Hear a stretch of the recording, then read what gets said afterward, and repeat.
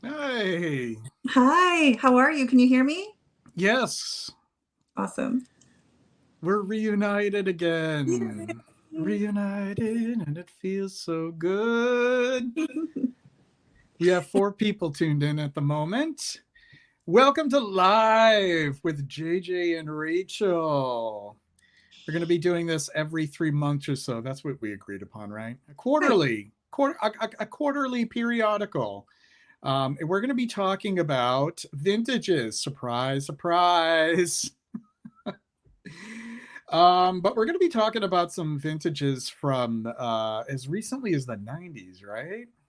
Yeah, Because definitely. at this point, the 90s is considered vintage. In fact, some people would argue that anything over 20 years old can be considered vintage in Mm. fashion. So I suppose that could be applied to fragrance as well. So we're going to be talking about a few from the 90s. I would imagine a few from the 80s as well on your end and on mine. Um, and a couple of that are earlier than that. Also, Anuj sent me a package, an assortment um, of fragrances that I hadn't been familiar with, besides knowing of their existence. And I'm going to be trying those out live. Oh, nice. Um, yeah, so that should be fun. And yeah, we And have shout 12 people out. tuning. Oh, yes, Oh, sorry. please. Just shout out to Anuj. If you don't know Anuj already, and his store, like at least I really trust him, and I buy a lot from him. He has a store in Canada, um, um, Enchanté, right? Enchanté, perfumes. Yeah, that and he ships, I think, worldwide. And it's just if you, because I know buying vintage is hard. It's often a crapshoot. You're like, oh, this is some random person's eBay, and have they had it in their bathroom for 20 years, or have they taken good care of it and stored it correctly? And so, things that, at least for me personally, Anuj is just really trustworthy, is really fabulous. In fact, most of the perfumes I have out right now, I've purchased at Enchanté through Anuj because I do trust him so much, and the way he stores fragrances, and that he's a very just above the board business person. So at least for me, I definitely recommend shopping for vintage at his stores, among other places. But he's definitely one of the really good sources for vintage bottles. And the link to his site is on the description for this live stream. It's on the description for all of the videos and streams that I upload to my YouTube channel, enchanteperfumes.com. Check it out. Also, we have 11 people tuned in right now. Don't be shy. Say hello. Say here, present. Let's get the chat a little bit more active. We had Noah check in. He's not able to listen, but he checked in for moral support. He's one of our moderators here on the channel. But let's hear from you. I'm not used to such. It's tumbleweeds in the chat. That's not usual, considering there's about 12 people tuned in right now. And if you have tuned in, or if you are watching the archive live stream, don't forget to hit the like. Let's see what we have for a like count right now. We have 5 at the moment. Let's try to aim for at least 40 by the end of the live stream. We're going to be running for about 2 hours here. So we're going to be running until 8 p.m. Central Time, 9 p.m. my time, which is Eastern Time. So yeah, wonderful. Why don't we get started then? Hey, since I haven't heard or seen, well, I've heard from you, but I haven't seen you in a while. Why don't we have you get things started and share something that you're most excited to share with all of us and talk Absolutely. about? Absolutely. And before I do that, I just want to say congratulations, JJ. I know since last we got on and discussed kind of live, you've reached an important kind of point in your YouTube channel. I don't know if you want to brag a little bit before we get started, or I don't know if it's really anything to boast about, but I've reached 2,000, which is no small feat because I do very little in the way of actual content. I don't. I actually am going to be paring that back because my full time job is becoming a lot more demanding. But with as little content as I'm creating, and with how esoteric the content is that I'm making, I think it is an achievement for me to reach 2,000 subscribers. So if we look at it that way, I guess I can boast a little bit. I don't really do all of the stuff that's typical of a YouTube channel. So when you don't do all of that stuff, it's a little bit harder to gain a sizable amount of subscribers. So I think I could be proud of myself that I could actually hit 2,000, considering what I do when I actually create stuff on my YouTube channel. But thank you very much, Rachel, and thank you to everybody else who's given me props for that. So, but let's get started with the All right. fragrance talk, and I'd love to see what your Yeah. first So selection is. I got a couple things by Kourès, which is a Oh, house that I really collage. like. I feel like they have this kind of overall style that's kind of woodsy, kind of dry. They use like one of the things they use a lot of their fragrances is oak moss, which I'm a huge oak moss person. Um, and I got a couple bottles. I got this one, Kourès in blue. Ah, Do you Corrosion see these? Blue. Mm-hmm. Yeah. And Yeah. so this is from 1983. Yep. And as I was, and I'll show you what the bottle looks like. And as I've been kind of wearing it, this is my bottle, it's a splash. And Yes. as I've been kind of trying it out, and I got this from Manouche, and as I've been kind of trying it out and wearing it, I just have been thinking, oh, I have some gentleman friends that would actually probably really like this. I mean, I think Courage is really like super unisex, basically. Anyone can wear it. Because sometimes I'll be really struck by, oh, this fragrance is very feminine, right? Or super masculine. And none of Courage's fragrances really strike me. They're just very unisex, which I like, right? Um, so anyway, this one is made by Edward Flechier, right? Was the nose, 1983. And it has on the top marigold, aldehydes, coriander, orange, bergamot, and basil. The mid has blackcurrant, peach, tuberose, peony, rose, orange blossom, and jasmine. And the base has oak moss, sandalwood, patchouli, cedar, clove, vetiver, musk, and amber. And kind of for me, just trying to remember, um, yeah, it goes through. First, it starts off with kind of a hit of aldehydes for me, and then it turns kind of beautifully spicy, and then it just has this gorgeous kind of like woods and green woods um, kind of just aura to it.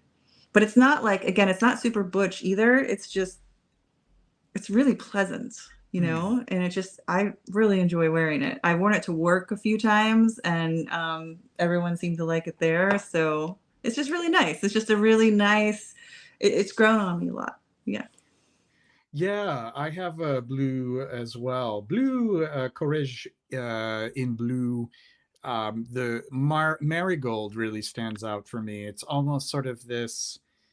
It's almost like a bitter apple, kind of. Mm, Not apple as in like sweet apple, kind mm, of like because of the Tejet oil, I think that was used. mm, Tejet oil has been heavily restricted in recent years, but I think mm. that there's a good dosage of Tejet marigold oil in there, which always kind of reminds me of this very beautifully pungent, radiant kind of scent to it.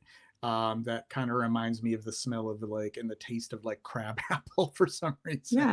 Yeah. Beautiful stuff, and I do agree that it's very woody. There's the aldehydes in the top as well. Um, Very nice stuff. It's there's a little bit of that soapiness as well. Black currant buds, from what I recall, Mhm. like kind of like that cassis kind of. Yeah. Yeah, yeah, very Yeah. nice selection from Courage, and Edouard Flechier did some wonderful stuff. He did Parfum de Paul from Montana. Mm, He did the original Davidoff, and he did Gama from Etro. He mm, did one of their first releases, Gama, which is sort of a late 80s, early 90s spin on Kunitsa 10. mm. That's another really nice one. I recently shared a Courage that I added to my collection, Courès Homme. Did you Mm. see that post? I should show you the Yes. bottle. Yeah, Yeah. yeah. Why don't you Okay. keep Talk a things? bit. Yeah. Yeah, it's right over here though. I'll be Yeah. right back. And so I think something that JJ said that I completely agree with is that the marigold, it does stand out for sure. And it's a material that I wish, I mean, I know there's restrictions now, but I wish I would love to smell more of marigold in fragrances. So if you really want to get marigold, this is a great vintage bottle, and it's not very expensive, right? You can buy it in Enchanté. It's out there in other places, but it's not like, one of those super crazy, $5,000 a bottle vintage that everyone's dying to get, so you can really enjoy that Right. material in a for a good price and in a really beautiful kind of setting. So yeah. Yeah, another good fragrance that I find has a lot of Tajet marigold oil is Halston, the classic original Halston. Here's a Courage Homme, Oh, cool. and this is an opportunity to see the bottle in 3D. I shared this on Instagram not that long ago, but here is Courage Homme, and I love this motif on the bottle itself, these ridges on the sides, which to me kind of echo the Courage logo here. I do want to upgrade my camera so it can focus better. It's oh, there we go. We have kind of like a nice little glare so you can Mm. see. But look at the sides of it. Isn't that Mm. the mold of this Yeah. bottle is so wild? So originally there was FH77. Now I've heard conflicting information as to whether or not FH77, which was the original men's release from Courage, was actually just rebranded as Oh. this 6 or 7 years ago, or if it was in fact a distinct fragrance from Courage Homme. I haven't been able to confirm that because I've not obtained a bottle or sample of the original FH77, which is also in this unique bottle. But Courage Homme is beautiful. It is it's a very suave, kind of almost reminds me of like a Guy Robert sort of composition. Nutmeg, that kind of epicene base, sandalwood, a bit powdery. It might be a little too stuffy for certain tastes. I do know that some people have a difficult time with that classic kind of tight collar kind of scent. But I find it to be beautiful, beautiful stuff. Courage Homme. Yeah, Courage had some great ones. Courage Yeah. also had Eau de Courage, a lovely sort of green citrus aromatic. Did you get any other Courage from I Manouche? did. I You got did? just Oh, do one share. other one, Generation by Kourès, and it's Ooh. 2001. I got the EDT. It's a fun little bottle. Looks like this. Yep, yep. That's the same bottle that Eau de Courage came in the classic implant. Implant Oh, came in a cool. bottle. Yeah, Yeah, it's sort of their house style. Yeah. yeah, their house style exactly. Yeah. Oh, cool. Yeah. And this one is geared, I think, more towards women, but again, this house is so unisex. Like anyone can wear it. It's got black currant, raspberry, peach, and then a mid that's a little fruity with lilac, jasmine, and rose. Really cool. Violet leaf and carnation, which both stand out to me and again make it more unisex, which is awesome. And then at that beautiful, like kind of for me, that Courage base of like oak moss, sandalwood, and musk, you know. And so it's really nice. And 2001 does count as vintage at this point. We're talking 23 years ago.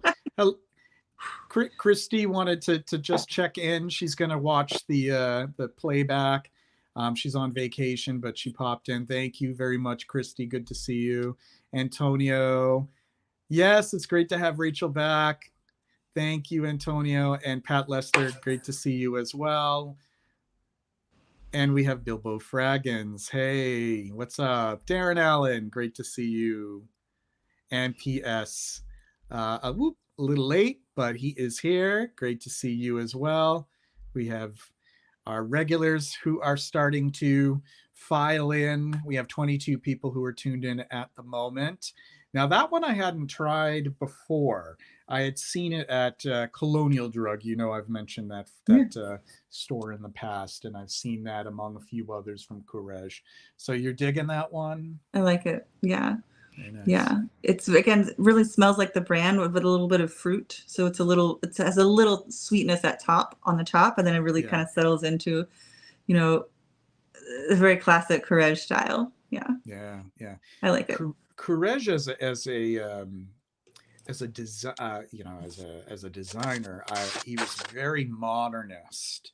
If you see some of his work from the 60s and 70s, very future, sort of like this futurism, and Mm. that's reflected all. It's kind of like similar to like Paco Rabanne at the time.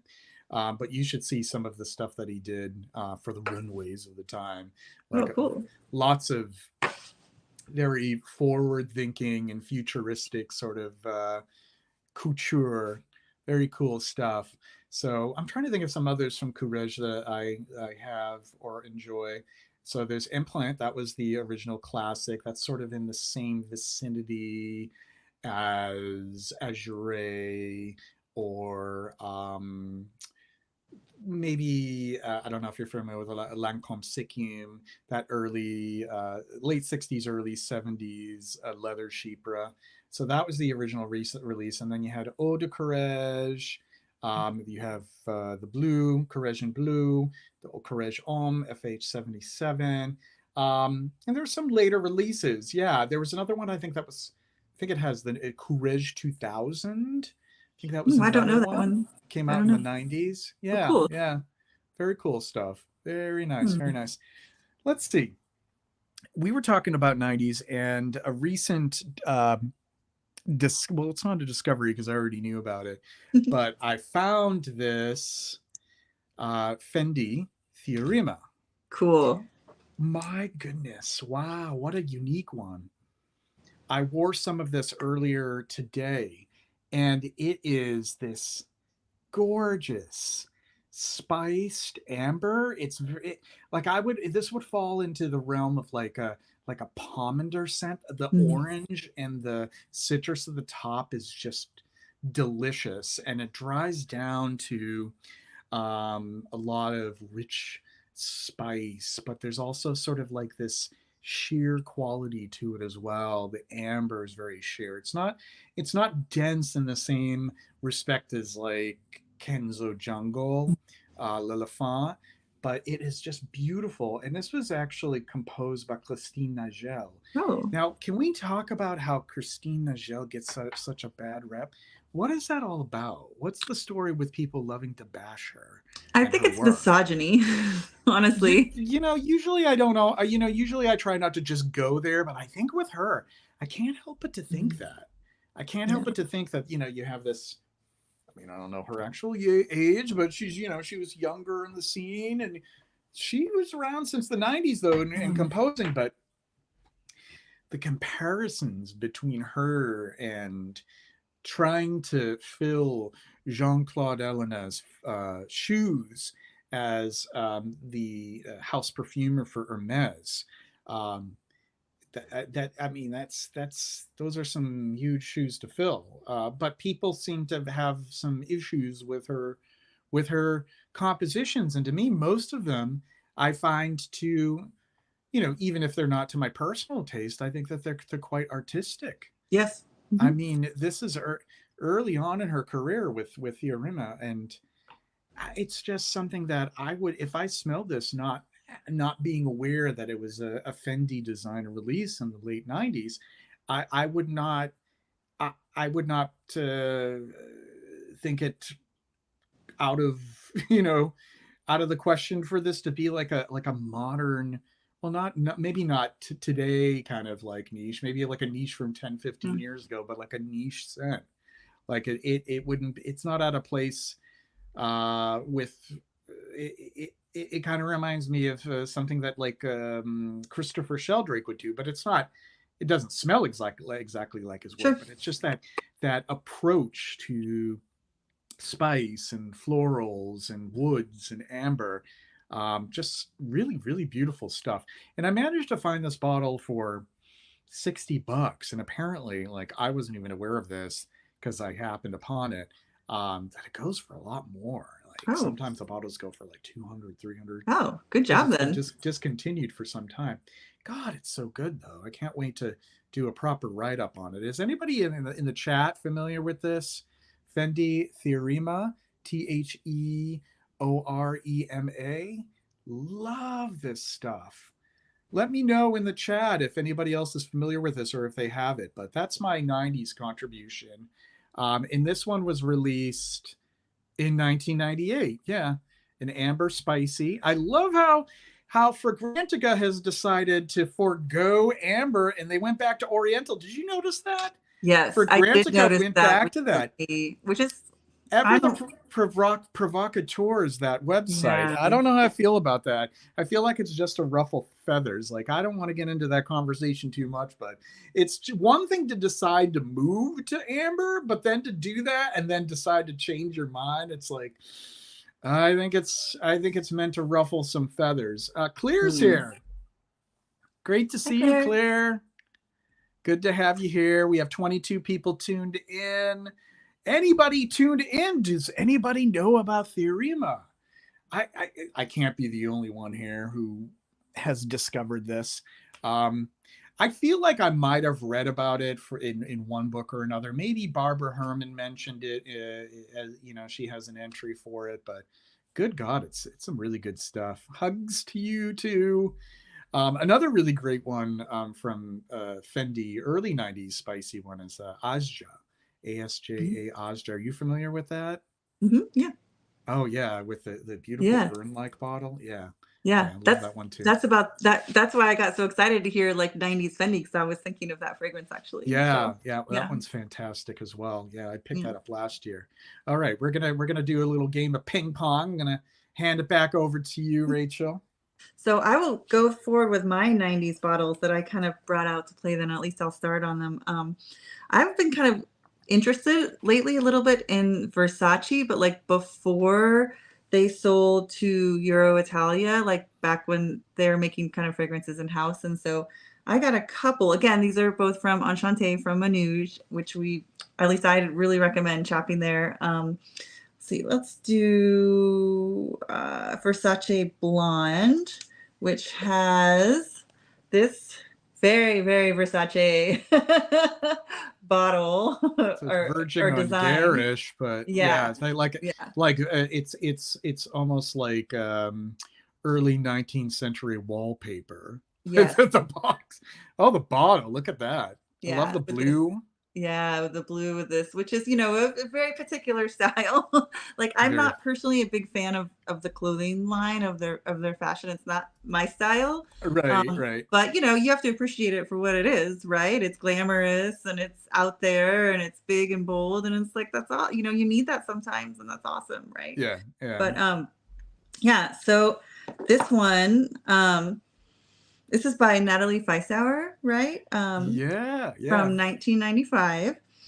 It has gardenia, violet, neroli, bergamot. Its middle has tuberose, ylang, narcissus, carnation. And I find that the narcissus and the carnation especially interesting in this. And then the cool part is the base is civet, benzoin, and musk. So it's actually a little wilder in the dry down than one would think, from Versace. Especially for But the 90s too. yeah, exactly. So it's a little bit of a throwback almost. So I feel like it kind of combines like, I Hey guess. there, he was such a nice guy. Good evening to you. Good to have you here. See a nice library there. Tell us what kind of books you have there.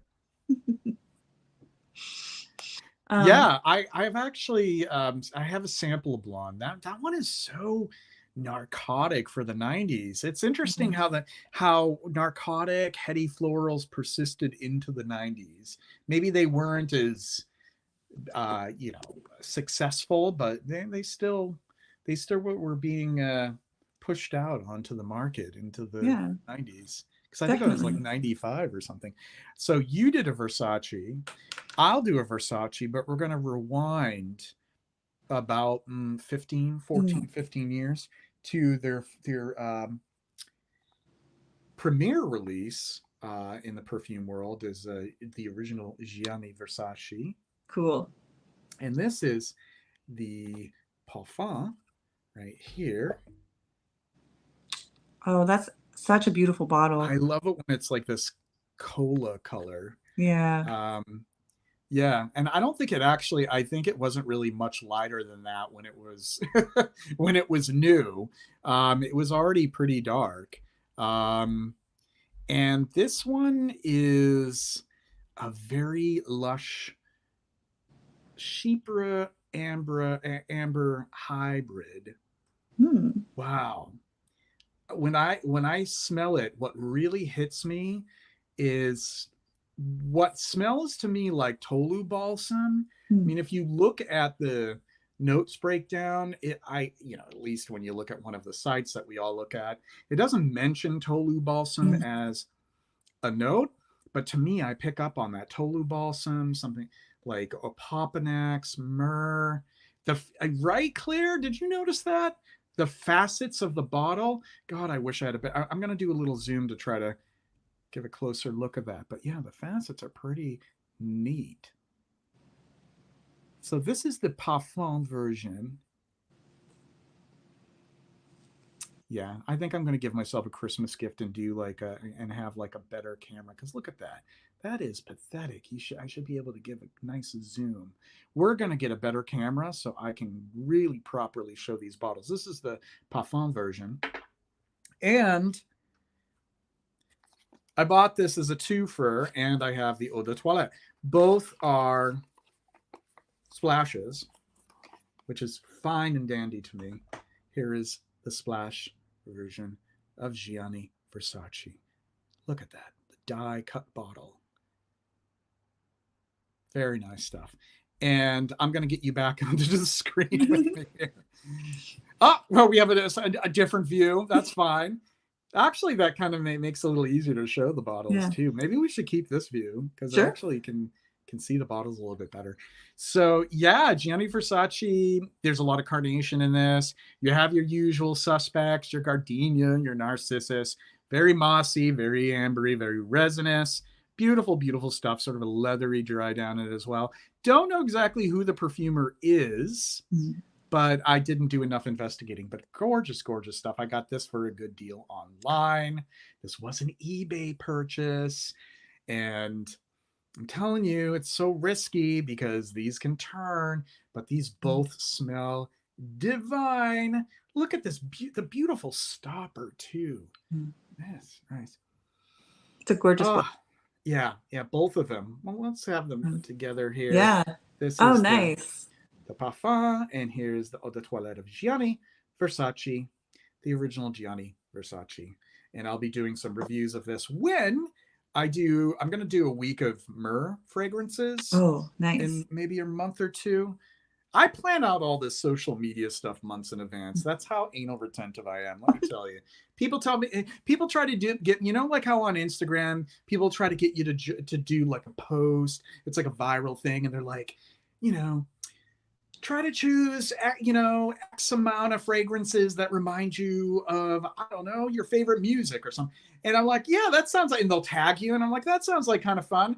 I don't know what I'm going to do because I have all of my stuff planned on social media months in advance. So That's great. I bet no, a lot of I it's bet a kind lot of of people insane. I bet a lot of people wish they had that kind of organization and discipline. But no, I understand you. It's like you kind of have to like. I'm sure you know, JJ. I don't know if other people here know, but I write some reviews for Soft Flare Bun. I'm a contributor, Right. and so it's the same kind of thing. Like we have to plan out also very often, like because for holidays, for special events, for releases and things like that. Like, and so really kind of trying to keep up with the times and keeping on. It's really important to do, right? Because if you, especially like, I know what your Instagram does that I really appreciate is, and I think I found you through Instagram because You did it's so great. Like if almost 3 you, years ago. I that's think you right. didn't you find me through I think I was doing this is when I was still doing Instagram lives. Didn't you find me when I Yes. was doing an Instagram live with Persolays? Yes, that's exactly right. Yeah, That I was 3 followed years First ago. Blaze over. Yeah. That's right. Yes, I remember because that's how I found Iris through the purple in the old purple bottle. Yeah, Yeah. Yeah. yeah, I remember. Oh, and but I love your Instagram because you go when you're doing these materials weeks and other themed weeks, they always match so well with the weather, at least the weather in the northern hemisphere. At least, And I always right. I really appreciate that. Generally, they do. Yeah, I was able to Yeah. get away with lavender in September. I felt like lavender still. I felt like it was appropriate. I don't know if I would have done lavender in January, but yeah. I try to have them kind of match the season, at least here in the northern hemisphere. At least what I'm experiencing where I am geographically. He was such a nice guy. Has confirmed that it's all true crime. You're one of those weirdos. Well, you're in good company because we're all weirdos in our own special way here. So I'm gonna ask you to share Oh, your sure. next All right. So selection with I'm the gonna audience. stick. Oh, thank you. I'm gonna stick with Versace for one more. So this is a dirty bottle. Apologies, but so this is Versus Donna Versace EDT. This is a really kind of big classic floral. So if you like big floral bombs, this one is for you. And it's a little fruity too. It's got some raspberry, plum, violet, blackcurrant, peach, aldehydes, bergamot, sandalwood, rose, tuberose, jasmine, muguet, iris, benzoin, amber, vanilla, musk, and cedar. And it's from 1992, right? So it's still kind of, I think, really in that transition point from big 80s fragrances into that clean style of the mid and late 90s. So it feels more like an 80s fragrance, right? It was But it's early just 90s. I think it was 1990, 91. I have the and I shared a review on that over the summer. And I can't say that I've actually experienced the well, is it Uomo, not the I'm so used to French. Uomo, and that's Donna, right? yeah, Versace Donna. Donna. Yeah, Yeah. Donna. Yeah. And But you it's say just that has a Muguet as well, Lily of yeah, the Valley. Very yeah. nice. Very Yeah. nice. There's just big, it's like full, like you want to, when you want to enter the room and have a presence or go on a big date night. And, it's that kind of fragrance. It's lovely. Very nice. I should, well, I don't know where my Versace Uomo bottle is. I'm not, oh, you know what? Actually, I think I see it staring at me. Hold on one second. Gotta fetch a bottle. We gotta join them together. Hold on a second.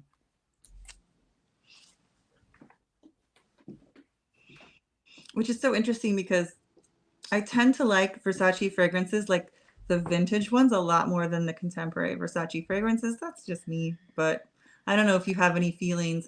Yeah, show us that first. No, you can keep going. I was just gonna. Oh, I was just lamenting how I tend to not enjoy the contemporary Versace fragrances too often, whereas Nah, not I not enjoy the particularly. vintage. Yeah. Yeah, it's another one of those houses that doesn't exactly release knockouts anymore. Mm.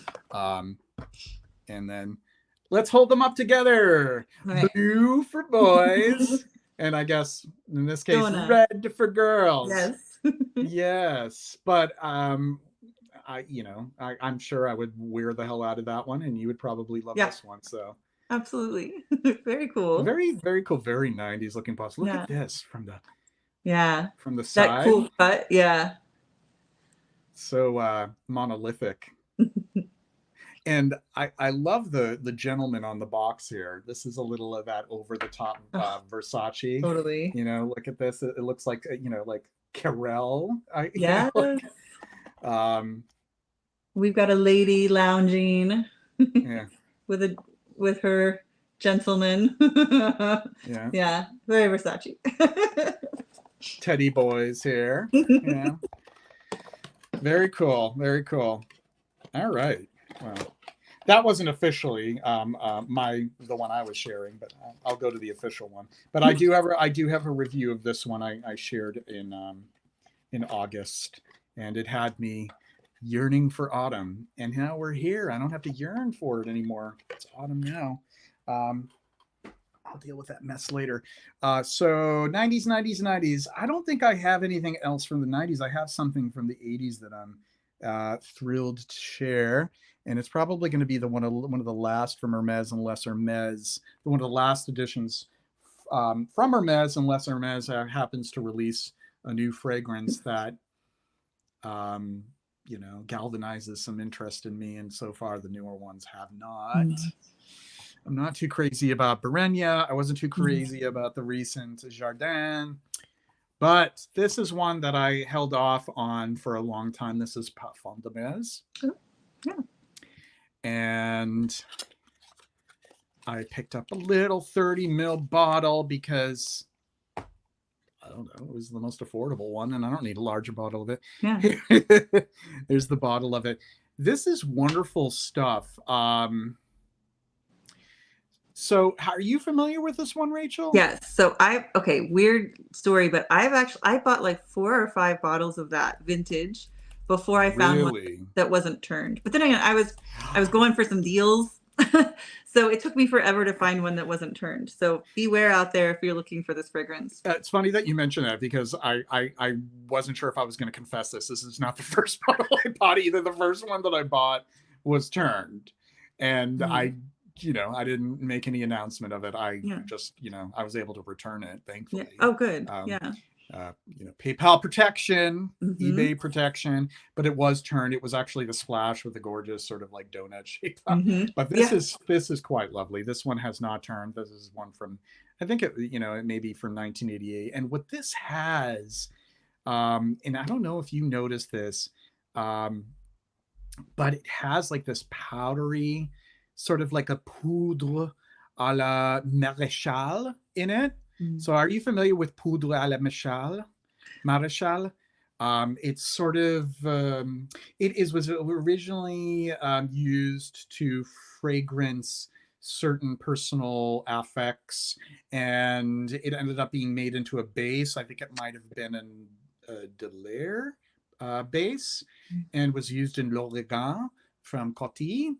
And I smell that. It's really the standout thing in this. It's like that air spun powder kind of scent to it. Cool. But it also has that beautiful rose and amber, and all the flowers sort of swirling around. And this is definitely like a sillage kind of fragrance. It's not one where I find like if I put my nose to my skin, I really understand it. I understand it when I just let it kind of like exist in the air, above my skin. Does that make sense? Oh, that's a beautiful way to describe it. 100% it does. Yeah. It's beautiful. It kind of reminds me also, I feel like Lorenzo Villoresi might have been really inspired by this as well, because there's a release of his that I really love called Alamot. It's just this beautiful rosy floral musky chypre, and I feel like maybe he was inspired by Parfum de Hermès. But cool. My Hermès collection is finally complete. The madman that I am, I have all of the Hermès that I have ever dreamed and wanted. No more for me. I wasn't a completist though. That's just too crazy. Crazy. Yeah, no, but it's good that you found the bottles that you individually enjoy, you're going to wear, and that you love. That's all that matters. I'm going to wear, or I'm just going to hold preciously and wear whenever, there's a whim to wear it. I'm not going to pretend that I'm going to wear like finish this bottle anytime soon. But I have it. It's in my possession, and it makes me happy. I'm going to look back at the chat here. Let's see. We have Fernando. Great to have you dropping by, Fernando. Shout out for the Northern Hemisphere. Claire says, planning is great. I need some more attention to that in my life. And Versace is a very underrated designer house, well, besides Eros. Darren says, I just purchased Versace Versus from Anouge. Such a great fragrance, and it brings back so many memories. We have Duncan. Hello, Duncan. Howdy, babes and fellas. And we have Ricardo Neves. When I first found the old mustache JJ through his reviews on Fragrantica, I thought he was a pretentious prick. Today he's my Yeah. favorite streamer. One of us has changed. You wouldn't be the first one to think that. I did have a reputation early on, and I don't know. I think I just had to kind of loosen up a little bit. My online presence kind of helped me out, I guess. Thank you nonetheless, Ricardo. I'm not offended by that at all. I'm glad that people have turned around. And I'm humbled by that. Thank you. Rachel, it's your turn. Well, we're very lucky to know JJ and that you're still making incredible content. Like everyone is lucky. So thank you. Once the mustache came off, I took it down a few. I was taking down a few pegs. I like the mustache. Grow it back. It's more about the beard nowadays. Gotcha. Maybe the mustache will come back. Maybe it will. Cool. As long as I still don't have that association. Let's see what you got. Yeah, I'm going to stay in the 90s for just a little bit longer. I have Ted Lapidus, Fidèle. Pull it back a little bit. Oh, because then we can see, Fidèle. And yeah, crazy about her. Yeah. And then the bottle is really cool because actually it's one of the ones that has like a little stand, you know, so you sit it on the stand and then it actually pulls out and then you turn it over. Oh, isn't that funny? Yeah. Isn't that clever? It's like looks like a little sculpture. Yeah. Which is really cool. And so I'll tell you a little about this one. It is from 1997, the year I graduated from high school. So big year. So did I. Same year. Yeah. And it's made by Gerard Anthony, and it has peach, lotus, pepper, jasmine, with a mid of hyacinth, rose, praline, freesia, and a base of vanilla and cedar. And it's really interesting to me, at least since, and I'm sure the bottle is great, but I do wonder a little bit like how time has affected this, because it feels a little bit like almost like a fragrance in two parts when I wear it, or it could just be, you know, my individual skin chemistry, but it starts out really fresh and vibrant, like with those green kind of hyacinth kind of that feel, but then it turns sweet on my skin, right? And it gets very like kind of warm and sweet. And I like that. Like I really, especially, you know, today we have all these fragrances where they're literally just, it's the same smell the entire way through. And so the fact that it really does, that there's a tremendous change and evolution throughout the scent is actually pretty great. Yeah. Like I really like the older fragrances that do evolve and change, and, you know, and any contemporary fragrance that does that also, just because it's a little bit rarer, because it's, you know, it takes more skill, or, I mean, you can't say all the time, but often it takes more skill to build that structure. But anyway. Right, you're right. Yeah, it's really, the whole thing remains kind of fruity and juicy throughout, but it's not like today's sickly sweet, fruity, juicy, but it starts off really fresh and bright, and then it gets just kind of sweeter and warmer, but it's not like 2024 sweet, right? This is a very light, natural sweetness. So don't think it's sickly sweet. It's not like the vanilla bombs of today, but it's just a really pleasant, fun wear. And this is one of those it's really easy to wear to work. It's just really accommodating to kind of most social situations, and it's not overwhelming. It's just bright and nice, and then eventually it's kind of like this warm hug, like it ends in a warm hug. So it kind of sounds like something that Kenzo would have come out with in the 90s. Yeah. Where you had that juxtaposition between like green and crisp and fresh, and then like this warm ambery dry down. Yeah. Which I thought was a very cool trend in the 90s. And it was almost like you were seeing the evolution of what became de rigueur in perfume. It was you were seeing some of the 80s sort of still there, but then what you would see in the 21st century was starting to creep in. It was very interesting sort of liminal space between the really rich and opulent 80s and what would become sort of like the streamlined 2000s, so to speak. You saw a lot of that cool stuff. I mean, you definitely saw some of the releases in the 90s that were for, you know, looking forward. But there's something to be said about Yeah. those that were kind of in that Yeah. area in between. And I think there were a Yeah. lot of releases in the mid 90s that were like that. I actually have a cool bottle that Yeah. has a stand as well that I'd Oh, like to cool. share next. Great. Also from the 90s. And this one is from Halston. And this is Catalyst Oh, for cool. Men. So this is Halston at long after Halston himself had lost the rights to his own name. So one could argue that this isn't authentic Halston, but I'm not concerned about that. I'm concerned about the fragrance itself. And let me take out the stand, which inevitably, when I put this in the box, it comes apart in two pieces. So I have to grab it from the base here, if I can. A little bit of finagling. All right, why don't we do this? I'm going to put the bottle down because I want it to be, I don't want it to be deconstructed. I want to show it as it should be presented. It's being a monster here. Well, while you're doing that, I will just mention that. Yeah, save me here.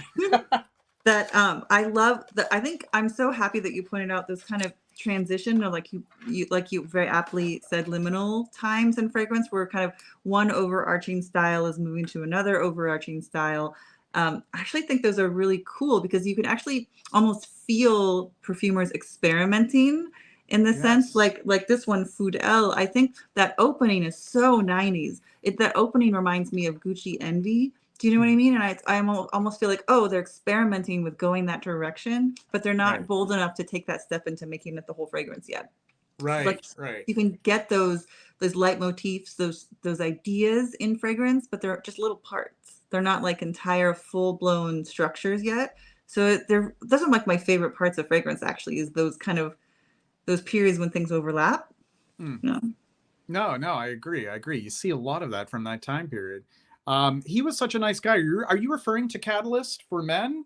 Bijan Man without the green base? Here it is. It is. That's awesome. Yes. And this wasn't the only bottle type. So it goes into the stand here. And the marketing was, boys like to experiment. I think that's what it said on the ads. So you think chemistry, you think beakers and flasks and the like. There's a beaker, and I actually, of course, I have to get up and show the beaker sample too. Hold on a second. Yeah, get that. I was ill prepared for this. Hold on. Well, it's fun. It's fun. It's good. Yeah, sometimes bottles are so cool that you just like, you gotta get them.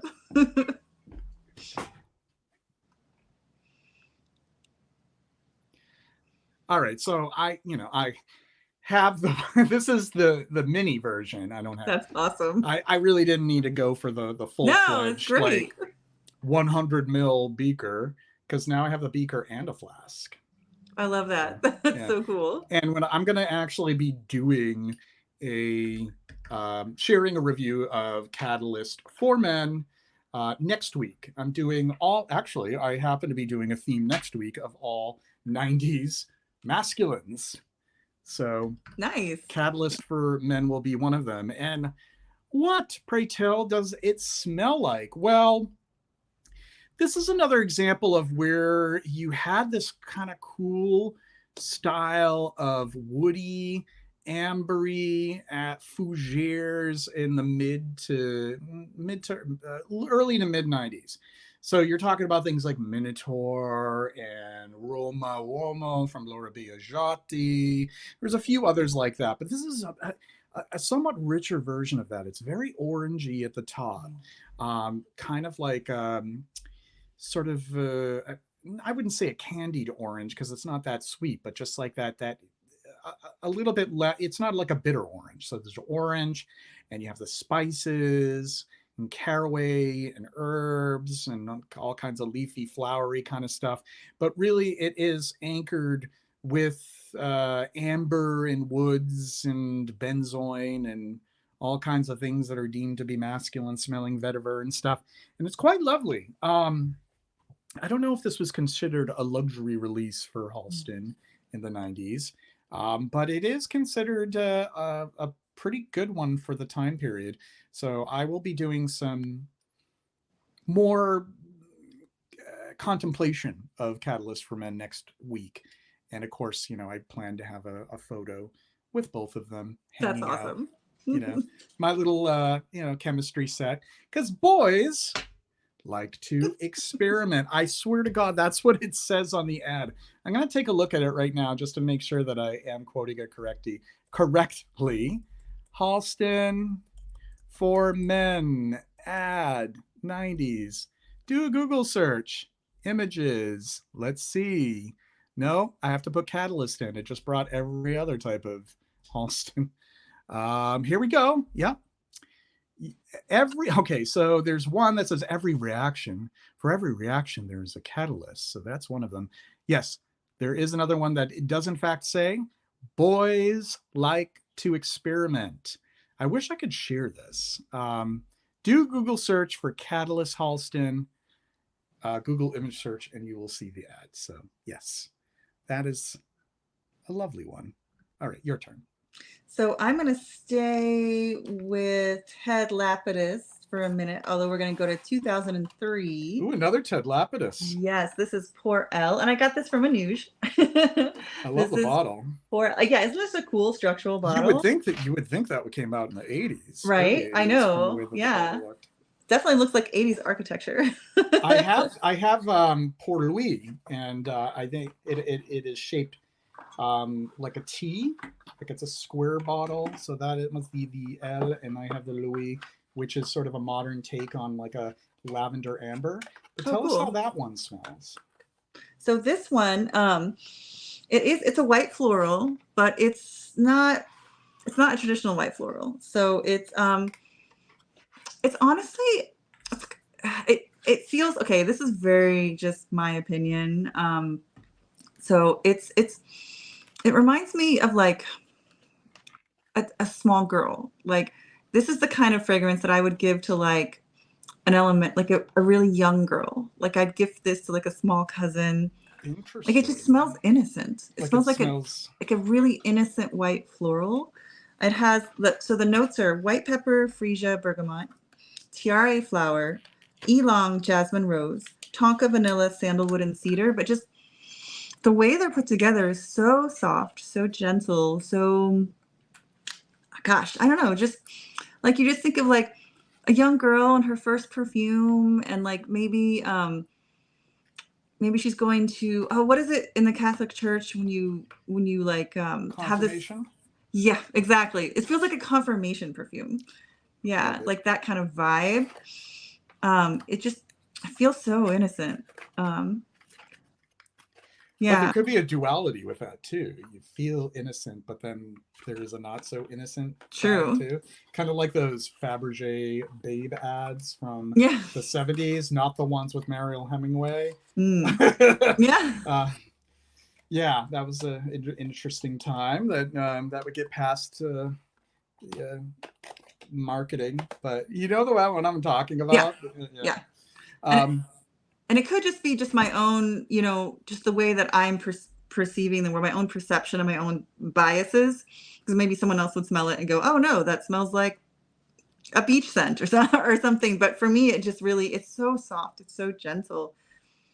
It's just like that charming man. Hello. Hi. It's like, like muslin cotton in the wind, and I don't know. It's really cool. That does sound really cool. I do like the idea of a fragrance being demure, not to make a reference to the TikTok. But it is the right word for it, honestly. We have 27 likes at the moment. Let's try to hit 40. Let's try to hit 40 before, I don't know, this is probably a little too ambitious, but before 8 o'clock. 27 likes and 28 people tuned in. We could at least get one more like there to match the amount of people who are tuned in. Very nice to have 28 people who are tuned in. So tell the folks again which one you're talking about. This is a Ted Lapidus. Yes. And show it's very demure, very mindful. Very mindful. This is Ted Lapidus Pour L from 2003. Very cool. Very cool. All right, what do we got here? So that's 2003. We're doing 2000s. We're doing 90s. Do I have anything else from? Oh, I have something from the 90s that I actually haven't smelled yet. And this is one that was sent to me from by Anuj. It is Parfum Privé from La Perla. La Perla. Eau de Parfum. Yes. Parfum Cool. Privé. So I did read up on this briefly. Of course, I wouldn't I wouldn't have minded him sending the original La Perla, but not to drop any hints, but because that one's pretty sweet from the late 80s. But this has a bottle that is quite similar to it. It's very cool. Nice. Looks like it's from the fact that it has this sort of I don't know. It looks kind of like 90s, I guess. Yeah. All right. We're going to spray it. Should I spray it on my skin or spray it on a scent strip? Should we go the Persolaise route or should we go the dare to be adventurous? And I say be adventurous, but that's just me. All right. We'll do this. We'll spray it. I can't spray all of these on my skin, but I am planning on spraying all these that I haven't smelled before. But I'll do this one at least. Okay.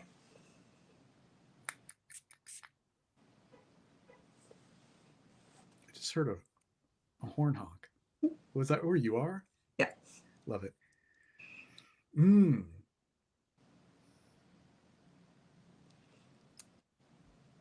It's so funny because like a lot of these fragrances from the 90s, I feel like shampoo brands bought the formulas or like modified them to make their shampoo smell a certain way. Do you know what I mean? I mean, I feel like some of these fragrances they don't really catch like a huge amount of traction, and you know, like a cosmetic or a health and beauty brand, they'll buy the fragrance and use it for whatever release they have. And I'm just thinking of shampoo immediately. Yeah. I know this is not a bad thing because that can be done well. Yeah. That can be done well.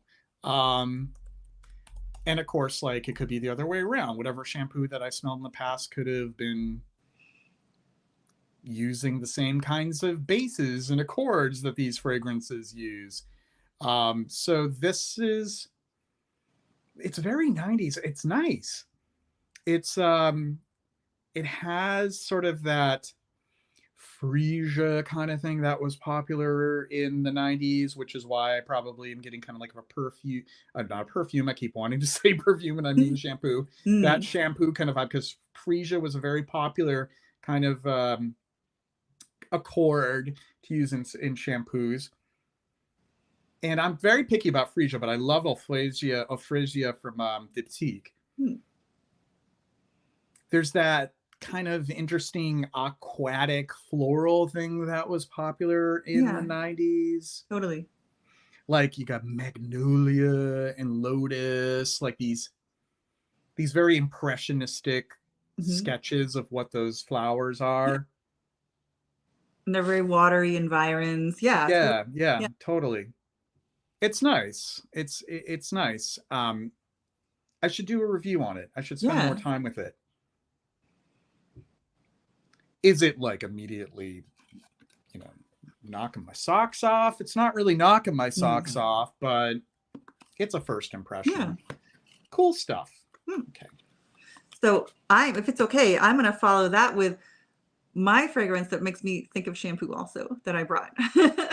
And it's perfect. And this is a fragrance that I got from Anuj at Enchanté. So, and it's for me, it's a really great, it's kind of, and the way it makes me think of shampoo is that it's light and it's super evenly balanced, very smooth, it's well constructed, but it's light enough so I can wear it it's a rose fragrance. Actually, I have a rose fragrance and a flanker, and I'll show you in just a minute, but it's light enough where I can still wear it during the summer, and it doesn't, sometimes florals during the summer can be too much, they can kind of just go, and be too heavy, but this is light enough that I can wear it during the summer all day, even in like 100-degree weather, and it's great, which is hard for me to find at least. And so this is Ombre Rose. Aha, yes, ombre Yeah. rose. Uh, and Yeah, it's a pretty bottle too. Someone was just yeah. saying in the chat about the with frosted bottles being popular anyway. So it's a pretty bottle. And then I also have the Yes, flicker. Ricardo, you're right. Frosted glass was really becoming Yeah. popular in the 90s. That's Francois Caron. I did a review of that when I Yeah, did a Rose Week that's right. over the summer. Yeah, Yeah, look at Francois that. I love. Caron. Yeah. Yeah, and this is Fleur d'Ombre Rose. So it's a little flanker that came out. The flanker came out in 2010, but the original is from 1981. Hmm. And anyway, again, it's just like it's soft. Like it's soft. You can wear it to work. You can wear it during the summer, and it's not going to overwhelm you and make you feel too hot, right? Yeah, yeah. It's aldehydes, rosewood, geranium. The rosewood and geranium are really cool. Peach, rose, orris, sandalwood, ylang, vetiver, cedar, muguet, iris, musk, heliotrope. The heliotrope to me is also very prevalent. Tonka, honey, vanilla, and cinnamon. It sounds like a lot, but it's really. I mean, you know this ombre rose fragrance, so Mm. it's not oppressive. It's not too big. It is really for me very fresh and Yeah. very, to my mind, very refreshing and therefore kind Mhm. of shower like. Yeah, yeah. And then the flanker, Fleur d'Ombre Rose, it's basically the same thing, except they put some fruit on top to kind of, I think, update it. So they put like rhubarb, tangerine, apple, blackcurrant, and melon on the top, but with the rest of the fragrance is basically the same. Melon. Yeah. There was the return of the melon. Well, Edmund Rudnitska really put melon on the map, but melon was really coming up in all different places since the late 80s, like Sophia Grossman doing like Mm. Calyx, and then the rest was history. So you had all these different flankers as well, where you got the fruity version of it. And of course, the idea of fruity stuff was often the melon and the peach and stuff like that. Why don't we take a quick intermission? It'll give me an excuse to show our theme that I premiered at the beginning of the stream, and we'll both be right back.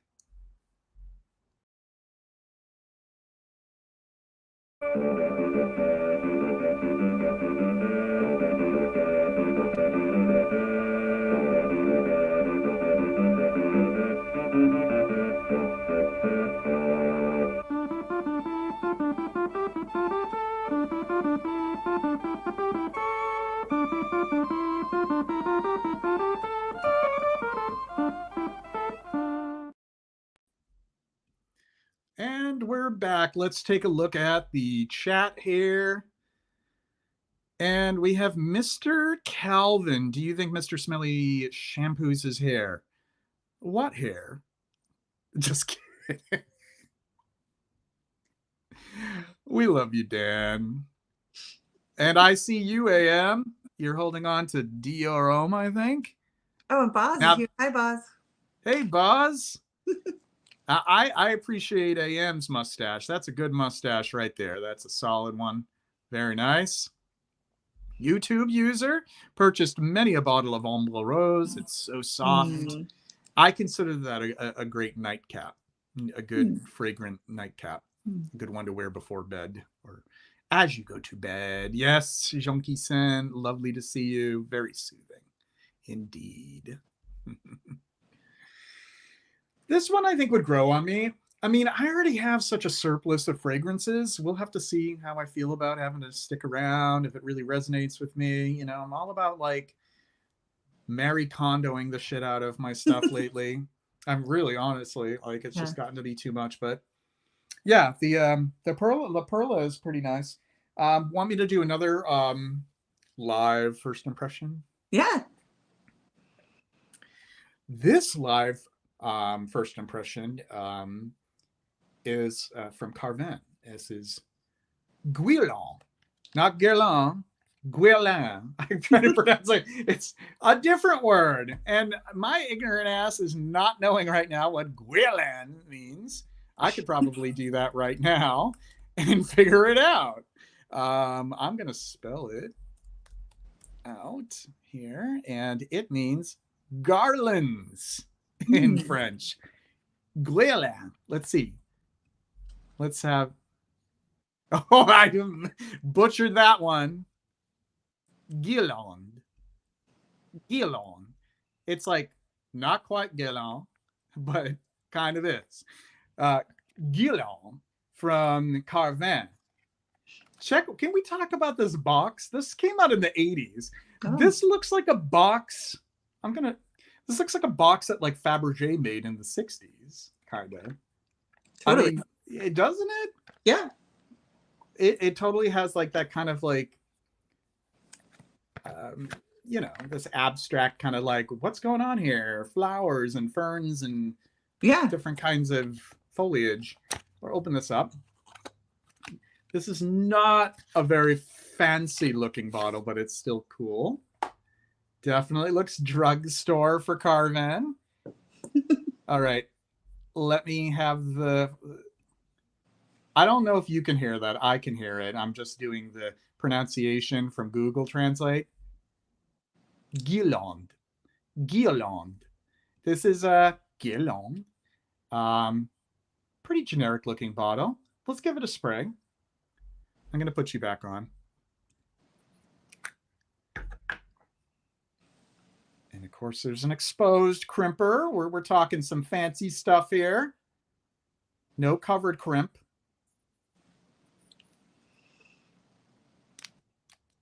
Got to prime it. Never been sprayed before. Did you see that? Yes. Well, now my ring light smells pretty Guirlande. Guirlande.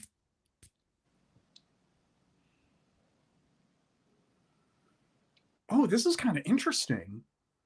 You know what word came to mind? Frosty. Oh. Like a frosty, cool smell. Nice. Ooh. And it's kind of skanky too. Whoa. I'm kind of liking it. All right. I'm going to do my cheat sheet. I'm going to bring up the stuff Guirlande. I'm saying it exactly as the translator is saying it. Guirlande. It's your new favorite word. Because it's not guirlande. Guirlande is there. This is so confusing. It's a different word, but it sounds very similar to guirlande. It's just, this is just meant to confuse everyone who's watching. I'm like, are they talking about a guirlande or what is going on? It's not. It is a different word. I will type it in the chat. Guirlande, which means garland in French. Here. That's for all of you. So that's very aldehydic. So musky. I kind of fucking love this. There's like it's very green at the top too. It's like, it's kind of like a dirty hyacinth, a dirty jasmine, but with like aldehydes all around it. Cool. There's sort of like a, yeah.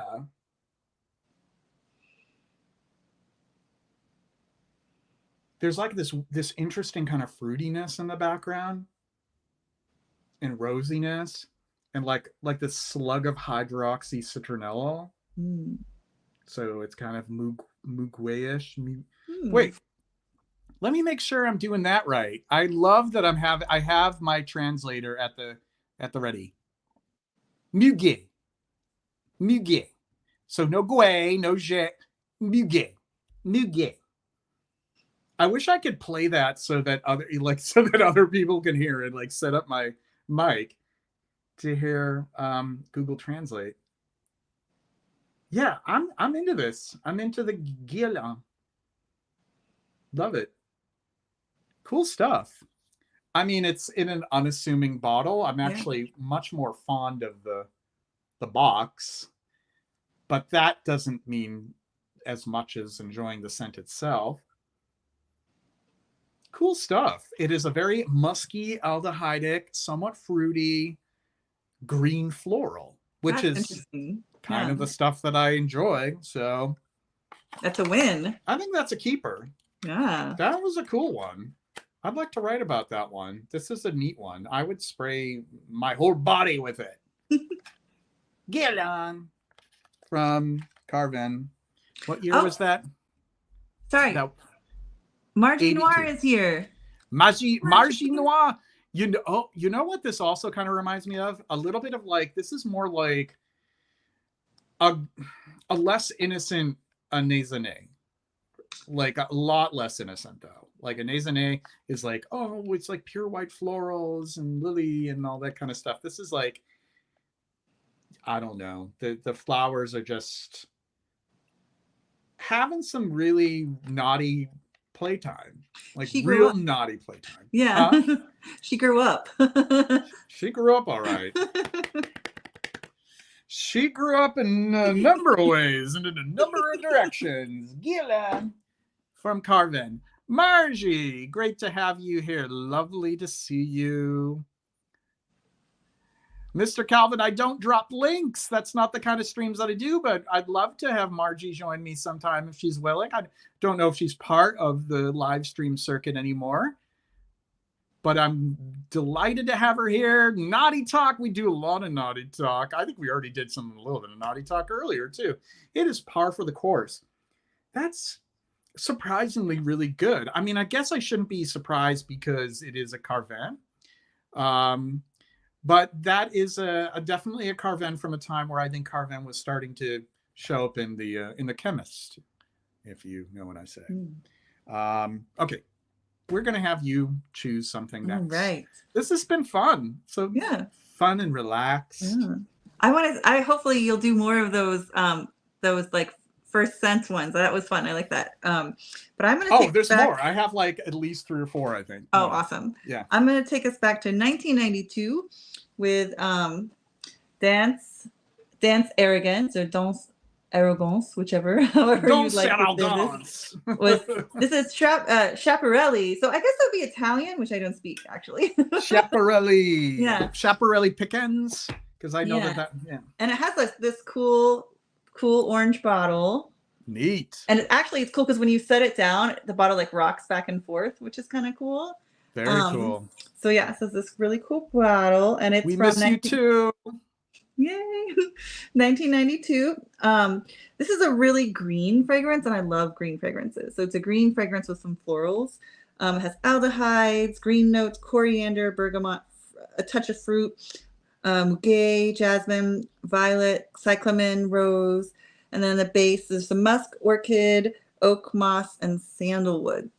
So again, just a really nice, lovely green fragrance, done like you're saying, during that kind of changeover from green 80s to 90s. And so that green is getting simplified, streamlined, and kind of lightened a little bit, right? So it's cool. It's kind of a cool impression along the way to 90s. It's sort of weird because like the more that I think about it, like the green timeline kind of had like a lot of dips and crests. Because like it was like very green in the late 60s and early 70s, and then that really took a dip when you had things like opium, and then it started to kind of build up again in the late 80s and the early 90s, and then by the late 90s it kind of took a dip again. Green stuff seems to come and go, and it would be interesting to see, you know, what kind of things socially coincide with that, whether or not people were seeking out those things, and the business was responding to that. I don't. Well, there's often the explanation with like the late 60s and early 70s that there's this return to the earth and the return to caring about Mother Nature and the environment and getting in touch with that and feeling a little bit more outdoorsy and sporty, and so you had a lot of that going on. But it was interesting how you had that kind of resurgence again in the late 80s, and then it kind of went poof. And nowadays, like we have some pretty regular green releases every year, mostly in the niche end. But yeah. All right, well, I'm gonna do another one of those first impressions. All right. And remember, first impressions, like I could very well go back to that Perla. I mean, I don't know. I mean, but there's some where it's like first impressions are not going to be a conclusion for me. That most of the time it's not going to determine much. But so far, Guillain Guerlain, Guerlain, Guerlain. God, I'm going to do the pronunciation again. I'm going back to Google Translate. Guerlain. Guerlain. That's how it needs to be pronounced. And we're not talking about Guerlain. See, everybody's really confused right now. Guerlain from Carvin. This is Fleur d'Olin. Fleur d'Olin. Secret à parfum. Eau de toilette from Olin, Paris. So this will be a first time spray for Fleur d'Olin. Cool little bottle. Another exposed crimper. Spraying it on my skin. Nice. Overwhelm myself. Ooh, that's not a bad spray. Needed to be primed a little bit. Not bad. Interesting. Very aldehydic in the top.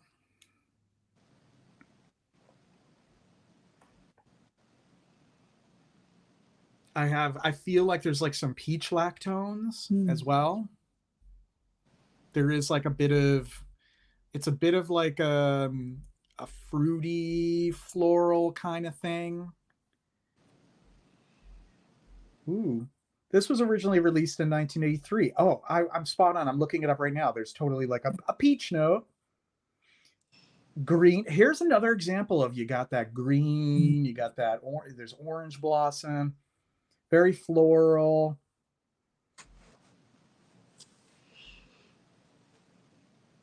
Sort of a wet, saturated jasmine, white flowers, and sort of a musky, sort of honey sweet. Maybe a little powdery, orangey. Good stuff. Kind of reminds me of Quelques Fleurs, actually. Oh, yeah, okay. Kind of does. Cool. That's the box. I don't know when this version came out, but looks kind of like late 80s, early 90s. This version of the box with this sort of impressionistic, scribbly kind of. As far as the ingredients list, there is none. Oh, there is. There is the pre-regulatory perfume, pre-regulatory ingredients list. So we're talking at this bottle has to be older than 2003. So I don't know exactly when, but it's very, very nice. Very nice. I will be writing about all of these when I can really form my thoughts on them. Back to you, Rachel. All right, so next I'm going to take us to 2000, right? And this bottle is very 2000 to me. When I saw it, I was like, oh yeah, this is the turn of the century. We're rocketing into the future. This is Fluid by Iceberg. Oh, cool. Yeah, sorry, the reflection is kind of, but it's like this, like almost looking like stainless steel, like tube thingy with like a kind of red and red on the side, and it's and you can see the fluid, yeah, the level yeah. on the side. Exactly. Yeah, but it's very, very like, oh, it's 2000, and I guess Iceberg did this for one for men and one for women. This is the one for women. So they released two of them in 2000 side by side. Yeah. I guess it's kind of a new century, new style kind of a thing. And I didn't think I was like kind of hesitant. I was like, oh, I don't know if I'm gonna like this, but I ended up really liking it. It's let's see, the top notes are orange, mandarin orange, pear, basil, bergamot, grapefruit, heliotrope, juniper, jasmine, and then the base is tonka, cedar, musk, sandalwood, vanilla. And so it's a floral fragrance, but the touches that make it interesting to me are actually the basil and the juniper. So it has some aromatics in there that streamline it a little and make it just a little bit more interesting than your average bear, if that makes sense. Yeah. And I heard some interesting things about both iceberg fluid releases for men and women. Yeah. AM asks about peach lactone, peaches and cream. Not necessarily. So a lactone is it is a type of ketone that they do have a tendency. He's like LOLing. They do have a tendency to be creamy or milky, hence lactone. It has more to do with the structure, the chemical structure, though. But they often are. There is actually a milk lactone, there's coconut lactone, there's peach lactone. Actually, there is like a little bit of a lactonic kind of feel to peach if you really think of the scent, just a little bit. But yeah, it's an honest assumption, but it's not necessarily too creamy. Peach lactone has been historically used to create a peach accord. There was actually, what was it called, Rachel? Periscol. Periscol was the base that was used in Mitsuko, I and it don't know. used the peach lactone in it. Gamma undulactone, I think Oh, it's gamma. called. Okay. Yeah, yeah. But yeah, that I figured I'd give an explanation of the peach Yeah. lactone. So, go ahead though. Sorry, carry on. Oh no, it's all good. Okay. So this it's cool because I just feel like the juniper and the basil, but especially the juniper, it lends it this kind of like cool metallic, almost, well, not almost like almost metallic, but like cold air to it that makes it just a little bit sleeker than your average floral fragrance. It's interesting. It's almost like a silhouette. If you it's almost like you take a silhouette of a bunch of flowers and then drain the color out of them. It's interesting. Yeah. Very cool. Very cool. We're getting some real left field that we're sharing some really left field stuff that's Yeah. really under the radar. I don't Yeah. think many of these were pulling in the numbers for the they weren't really like big sellers, a lot of them. I have two from Gloria Vanderbilt. I have one here. This is the Vibrant scent from Vanderbilt, by Vanderbilt. And here is the bottle. Once again, that frosted look. We have the frosted look on the cap. Very much of its time. Let me get my cheat sheet. I'm not going to pretend that I can rattle off everything about this scent. I'm going to bring it up. The Vibrant scent. It'd be helpful if I spelled it correctly. Let's see. Vibrant. So is anybody familiar with the original Gloria Vanderbilt from the 80s? I can't find my cheat sheet on this, so I'm going to go completely blind on this. Ooh. All right. I think this is probably going to be the last one that I'm going to spray on myself because I'm running out of skin here.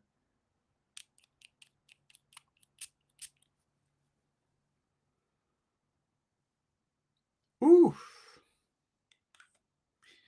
So very much like beta ionone. I'm getting all kind of nerdy with like picking up so I'm sorry to elude people with my references to like aroma chems.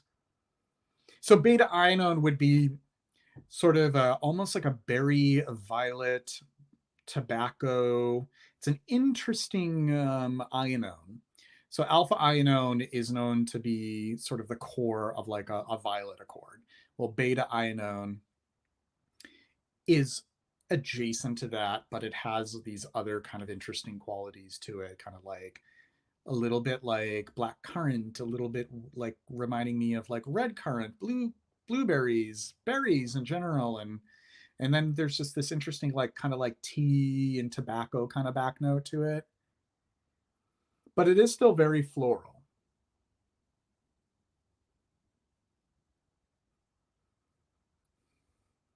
And you have like the usual stuff that I think was popular than like a lot of the fragrances that we've been talking about.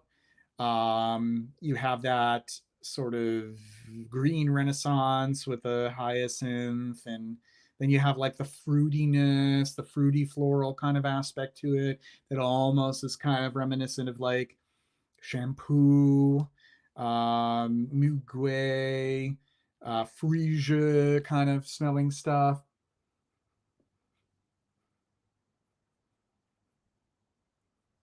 I mean, it's interesting. You know what it kind of reminds me of? Benetton Tribou by Benetton. Smells very similar to that. And for that reason, I don't really think that this is unique enough for me to say like, people, you got to smell this one. I mean, you can smell this one if you haven't smelled Tribou, but it does kind of remind me a lot of Tribou, which I love. I love Tribou. So that's the vibrant scent from Vanderbilt. And I wish that I could have found my cheat. Like, I guess I held my own without my cheat sheet, but Yeah, that that's was what I great. that's what I get from it. Yeah, it's kind of cool. And I You think, get go ahead, go ahead. no. I was gonna say you can kind of tell it's from that time period. Yeah, yeah. And I appreciate you explaining to people kind of that iono and beta, because I feel, yeah, like it's totally like for me, ionone beta, it just sits at a lower register than alpha ionone, Oh, totally. right? Yeah, yeah. And I get, for me, I don't know if it's but we all perceive differently, right? But for me, I get an almost like dusty cedar, like a waxy cedar wood edge to it, just for me. But Mm. um, yeah, it's a cool material. It's totally like a classic '90s fruity floral, and it has like that interesting kind of like water lily thing that they were doing then, where it's like, come on, guys, is this really what a water lily smells like? Well, it kind of does, but it kind of doesn't. It's kind of like if you it's kind of like inspired by the smell of a water lily, but made kind of Disney like, if that makes Hmm. sense. Like Oh, kind of interesting. like larger than what it is in Yeah. reality, because water lilies are not like, they're not like gardenias or tuberose. They don't Mm. throw like a very strong scent, but they do have a beautiful scent to them. Hmm. But yeah, that's good stuff. I'm not like crazy about Yeah. 90s fruity florals. Like Yeah. I have like a little group of them already that I appreciate from that time period that were kind of like, the markers of that time period. Hmm. But it's not one where it's like, oh, I'm like, it's not like green sheepras where I have to Yeah. have them all. Yeah. I totally get that. Yeah. Yeah, yeah. What a flashback! We have Styx 10.2 Schlonghammer. And it's like old times. Scent of the day, Santos Concentré, they discontinued it. Mm. What sorrow. We have 38 people who've liked this stream. We can make it to 40, no problem. We're going to be on here for a little over a half hour. Why don't we try to hit 50?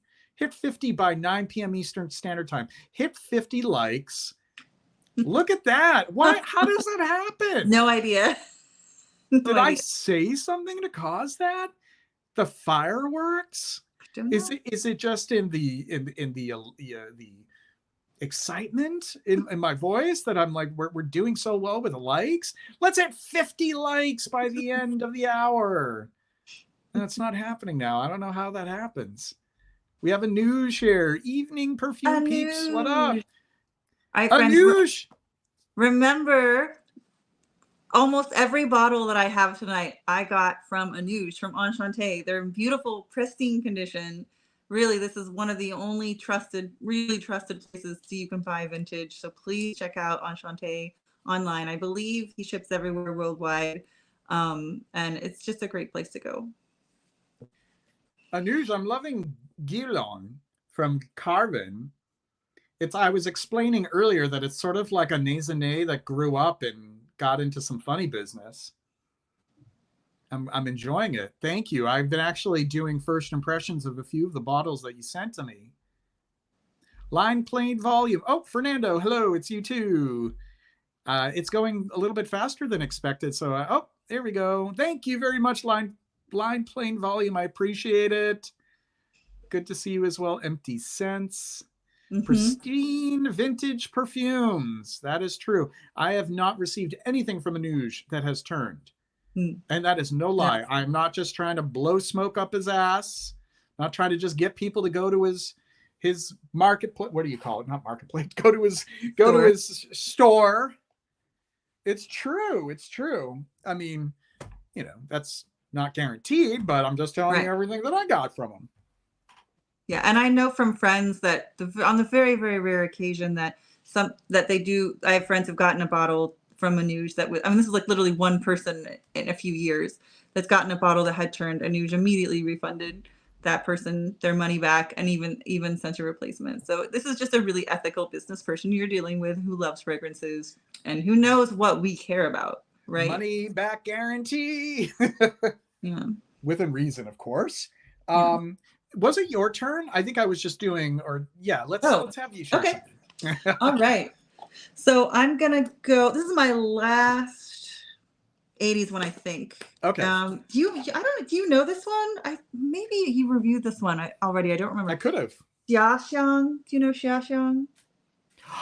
Xiang. Yeah. I haven't yet, but I have my eye on a bottle. I have not actually. Yeah. You have a So pretty it's big cool. one. How much is Oh no, what's this is the actually quantity? this is a bottle.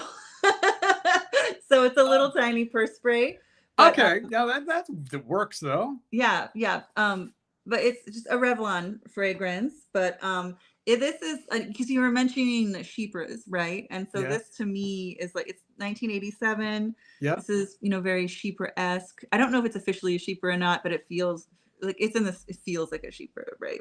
Um, it has tangerine, bergamot, lemon on the top, rose, ylang, orange flower, jasmine, gardenia, muguet, and mid and then oak moss in the base, sandalwood, chamomile, patchouli, peach, tonka, vanilla, and plum. The plum was a really interesting touch that actually in the dry down that comes out on my skin really well, and it's like, oh wow, look at that plum.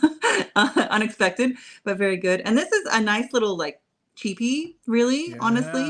Yeah. That is, again, you just kind of go back to the 80s and even the inexpensive fragrances, the materials in general, were just nice, right? And you could have amounts of things that were just really beautiful. And it's sometimes it's worth it to go back to the 80s and just grab even a cheapie. And it's so nice. It was So this totally a is, cheapie in its time. I remember when I yeah, used to work at CVS, they had me in charge of doing stocking and facing for the perfume cabinets, for the perfume glass cabinets. And I remember I used to stock and face, and there was Xiaxiang was in there in the 90s. It was yeah, 95. yeah. And Yeah, I a think, good Revlon.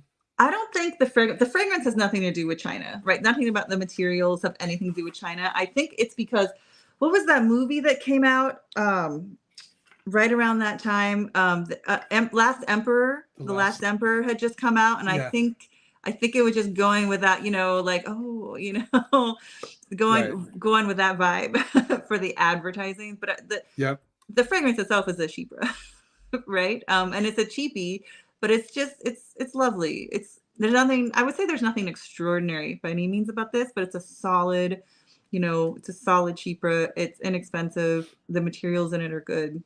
It's nice.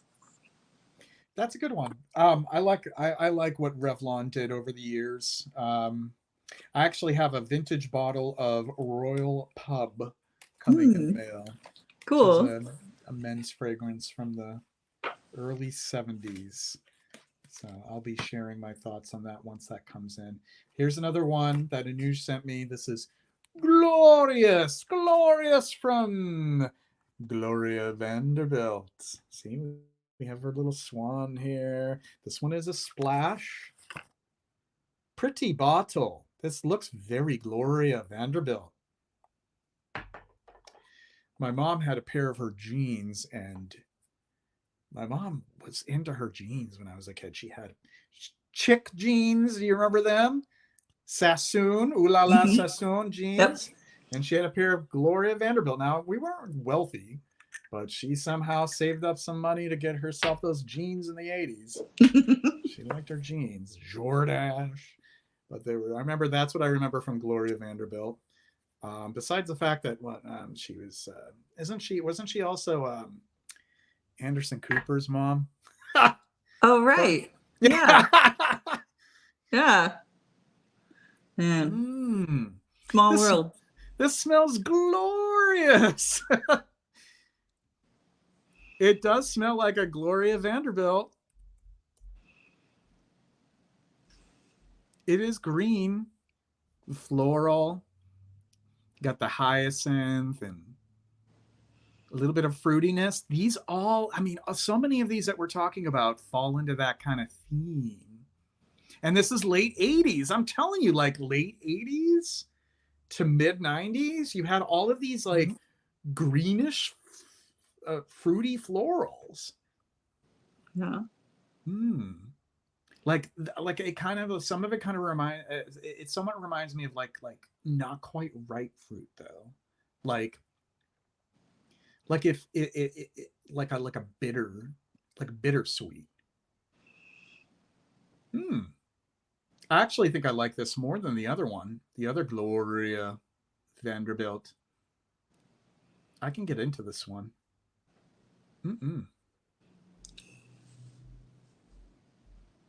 I guess there was an ad for it too.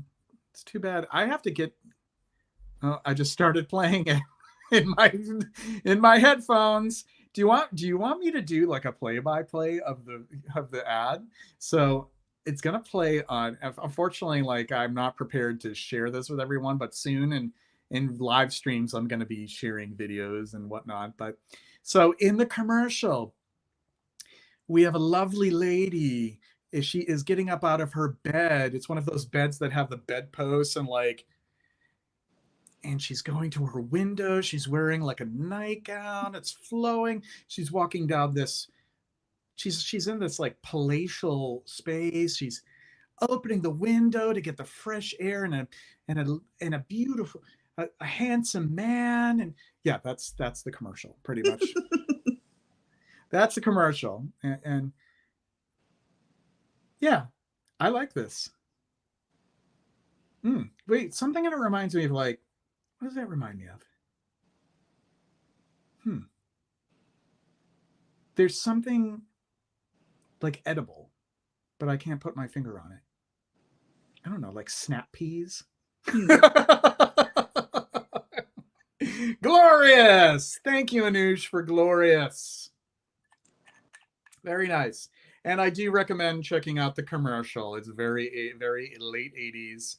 Glorious from Gloria Vanderbilt. Very cool. Now I kind of wish I put this on my skin. Oh, I could do this. I could just I'll have to find a little patch. right down here. Yeah, that's a nice one. That one's tasty. All right, we have Mitra K. Great to have you joining us here. Big Sung fan. I feel like the dudes are more into the dude scents. We haven't really had much discussion about scents that are really meant for the dudes. Of course, both of us agree that all of these are unisex. We don't have any, but I do have some men's stuff here too that I can share, but it's your turn anyways. So what else do you got in store for us? So the first 12 fragrances tonight that I have shared with you all, I got all of them from Enchanté and Anoush. This is the first one that I did not get from Enchanté, and I just pulled it out because my eyes, as I was looking through my collection, my eyes just fell upon it, and I thought, ooh, I'm going to pull that out and wear it because I've not worn it in forever. And it's one of my favorite vintages, and I have quite a dent in it.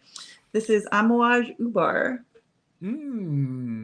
Which is just a fragrance that I really like. And I hope that one day they might actually bring it back and redo it, because I'd be curious to see how they do it in today's era. Right. Yeah, Ubar is, you know what? I don't even know what year it's from. Oh, 1995. 1995. And it's tangerine, orange, violet leaf. Middle notes are jasmine, ylang, tuberose, rosewood, muguet, orange blossom, freesia. Base notes are black amber, and I'm not sure what black amber is. Maybe if you know, you can tell me. Black Sandalwood, amber. copahu balm, which I don't know what that is either. Oh, I know a Copaiba. Oh, Copaiba balsam. It's in the same family, I believe, as Peru balsam, oh, okay. if I'm All right, not so balsam. mistaken. Yeah, Yeah. great. Huh. Patchouli, vanilla, and vetiver, and it's just a really, it's just a lovely fragrance. It's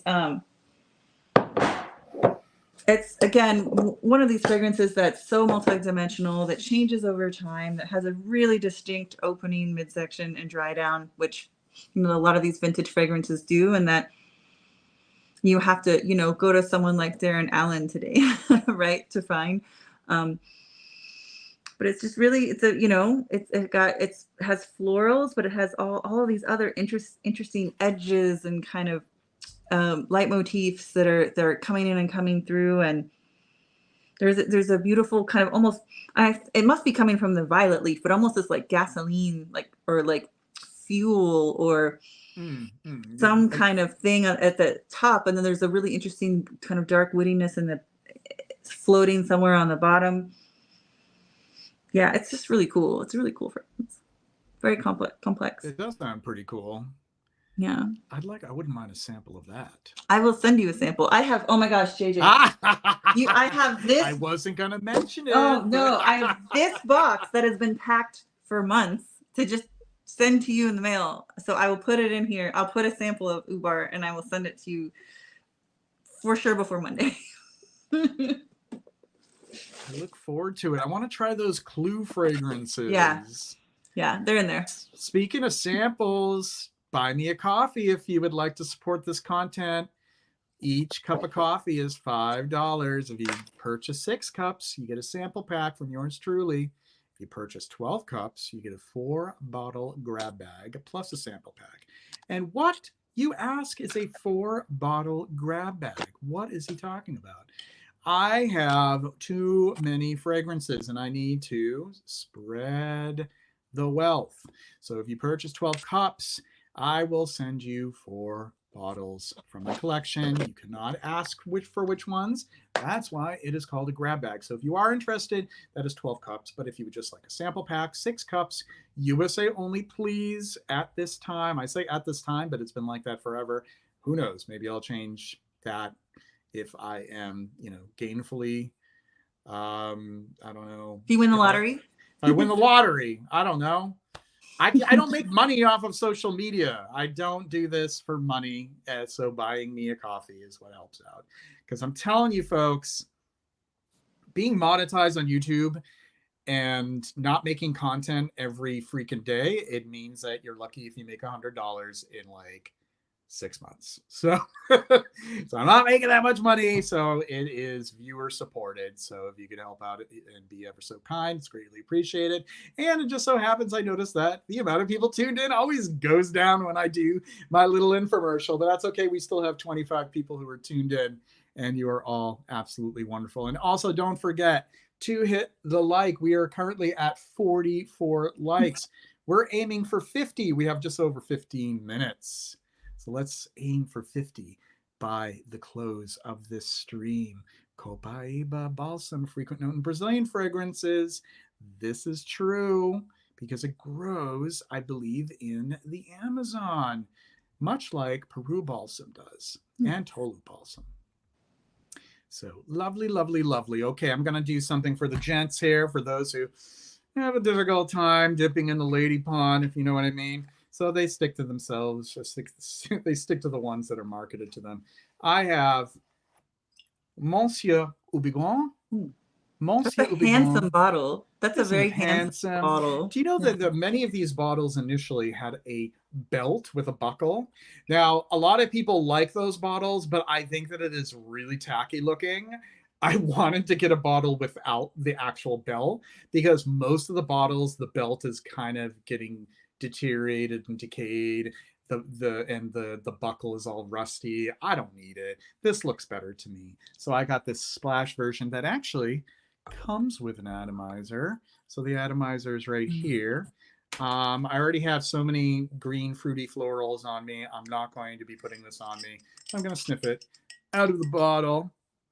Wait, do this little thing where the cap kind of captures the scent. This is a precursor to Monsieur Houbigant Musk.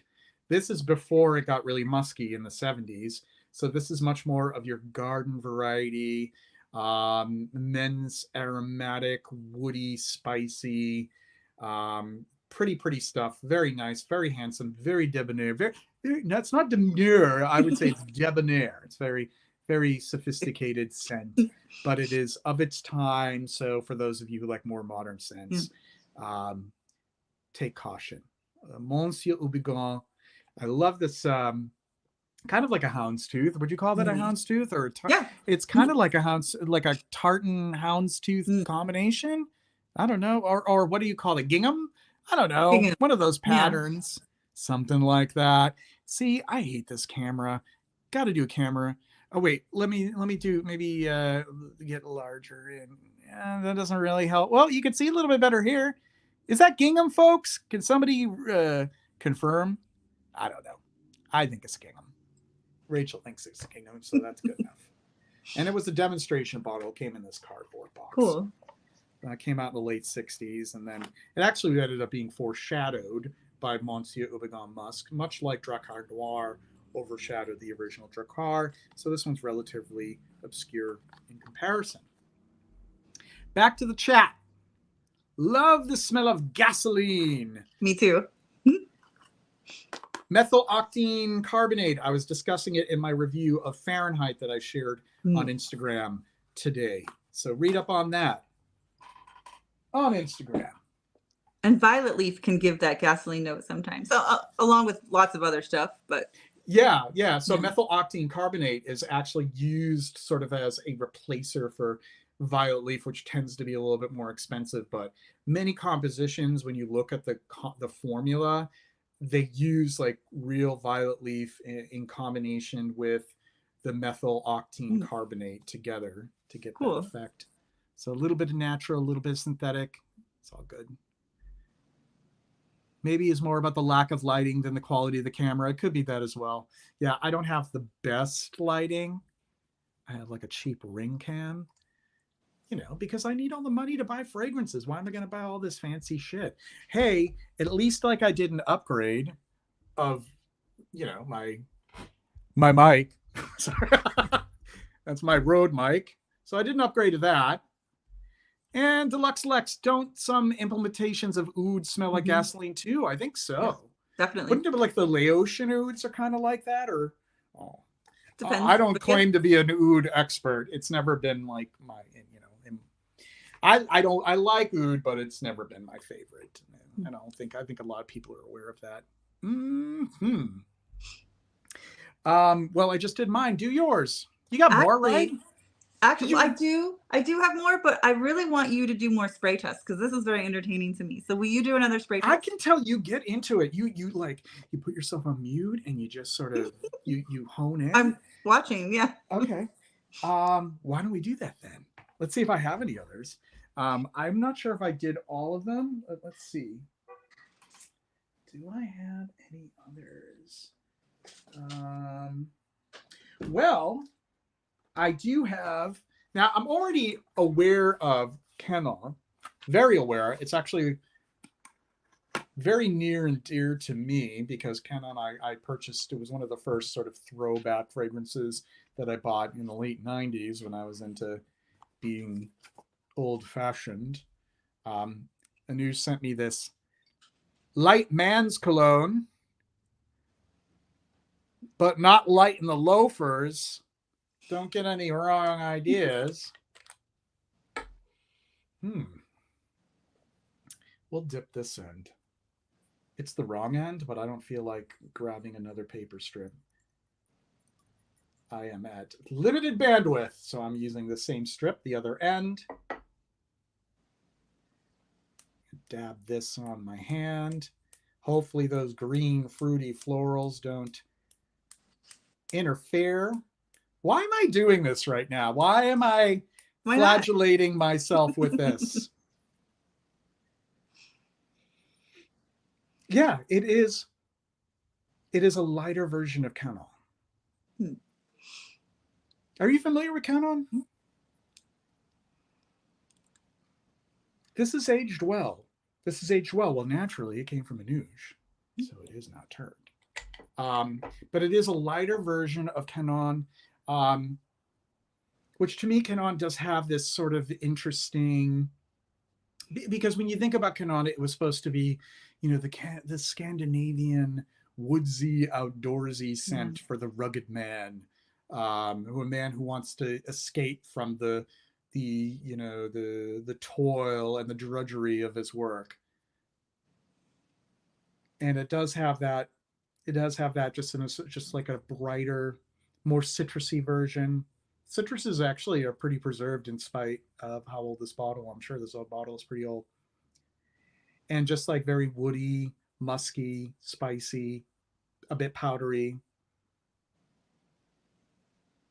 I love like the usage of sandalwood in men's fragrances in the late 60s, because you think about things like Canon, Monsieur Rochas, Arden sandalwood, Arden for men sandalwood, all that same sort of idea. It's very much before the time where you really started to get that muscled, hairy chest, musky, virile kind of thing going on in the 70s. It just smells very proper, very distinguished gentleman. It's lovely. Cool bottle. Excellent. That's the only one I have left, but okay. I wanted to please. I wanted to do it one more time, so I did it, even though I was already familiar with the original Canon. This is thank you. A light version of it, and it is quite lovely. So, yeah. There we go. So we have about 10 minutes left here, folks. Spray away, says Empty Sense. Arden Sandalwood? Ooh, Arden Sandalwood is lovely. So nice, so nice. Do you want me to get the bottle? Yes. All right, entertain the audience here. 25 people tuned in. We're at 46 likes. And I'll be right back. Margie, I miss you. I've been so busy. I haven't been able to hang out much on lives and stuff, but I miss you a lot. I hope you're still doing lives and stuff and we can hang out one day.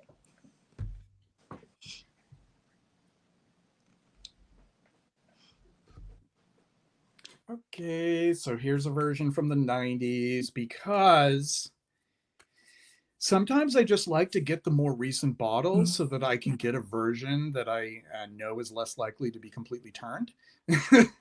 I do have an older bottle, and it is a little bit more turned, and then I got one of these bottles, and it just smells pristine. So, nice. What year is that? Around what year do you think is that bottle from? I don't know, maybe mid-90s, late 90s. Cool. It was made until the early 2000s. The bottle definitely doesn't look too different. It was a little bit more streamlined than the older bottles, which had sort of like these ridges in them. But this is the bottle, Arden for Men. This actually happens to be another one that I remember facing and stocking at CVS when I was working at CVS as a high schooler, and it always stuck in my mind, like, oh, that's something that old men wear, I bet. Spray some here.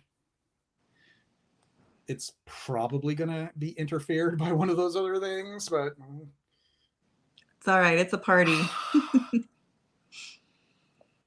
It just smells like a ray of sunshine on an autumn day.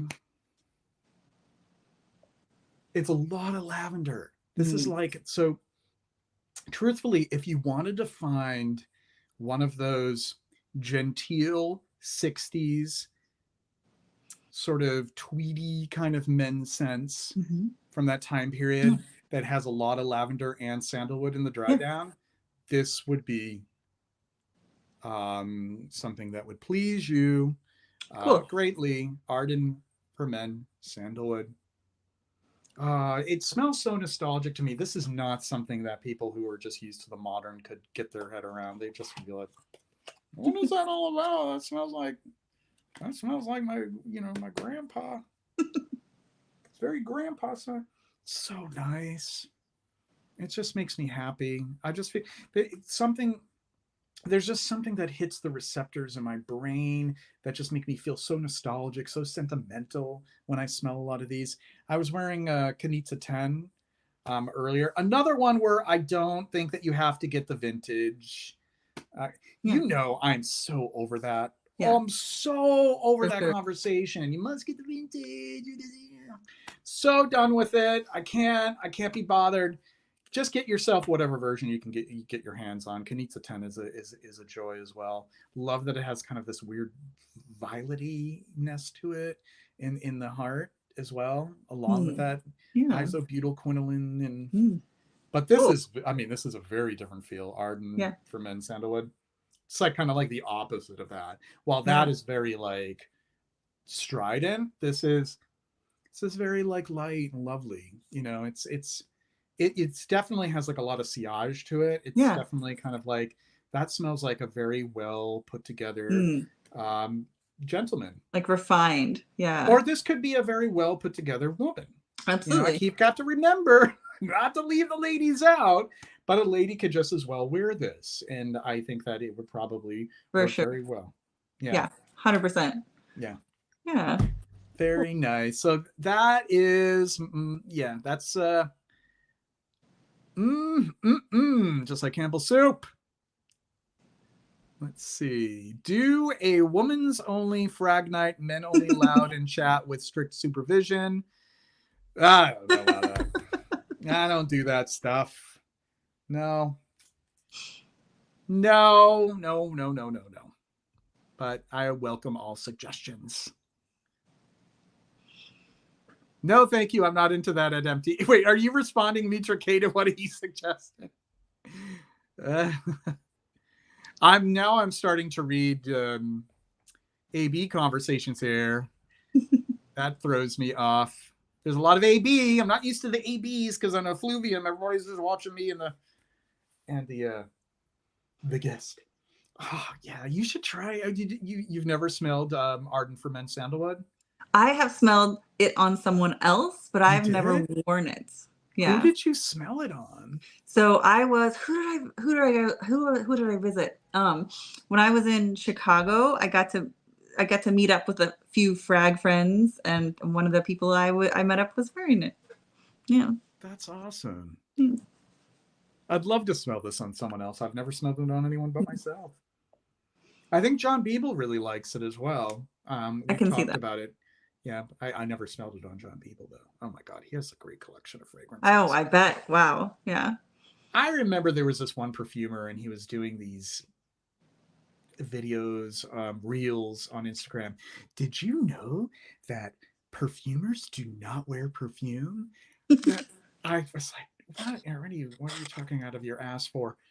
John Beeble loves to wear perfume just as much as he loves to make it. I mean, of course, you shouldn't be wearing it as you're making it and compounding and you shouldn't be wearing something while you're working. But obviously, when you're out of that environment, I mean, come on, how could perfumers not be enjoying other perfumes?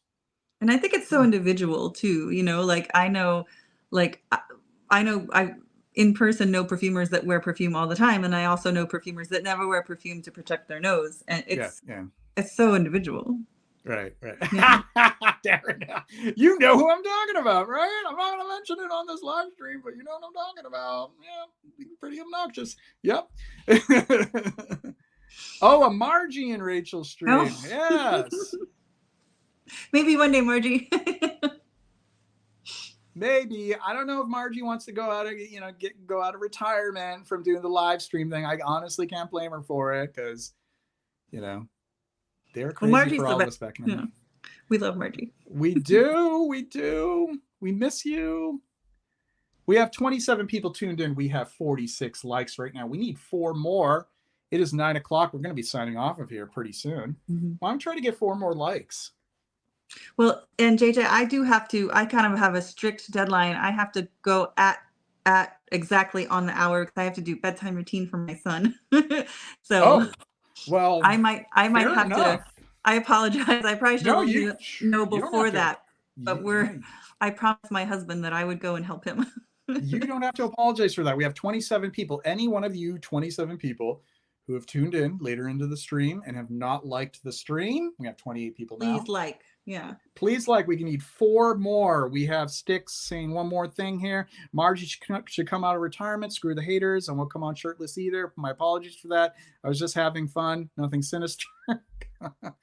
Hey, Misspelled Tomato. Great to catch you guys. We're signing off. Watch the archived live stream. You'll enjoy it. Line Plane. Great seeing you too. Line Plane Volume. Alas, I can only give you 1 like. I know. Multiple likes would be dishonest for people to, let me try to get. Or, I mean, if you have a different account, you could always do that. You could switch to the other account and give a like as well. Hey, because it works with the algorithm. Okay, we're going to sign off so you can take care of bedtime. Thank you. And we are going to be doing this again in 3 weeks. This is a quarterly live. 3 months? 3 months. Why did I say 3? Because I wish it was 3 weeks from now. We're going to be doing it again in January, but we're going to sign off for now. It's been real, everyone. Take care, and we'll see you all soon. Much love. Bye-bye.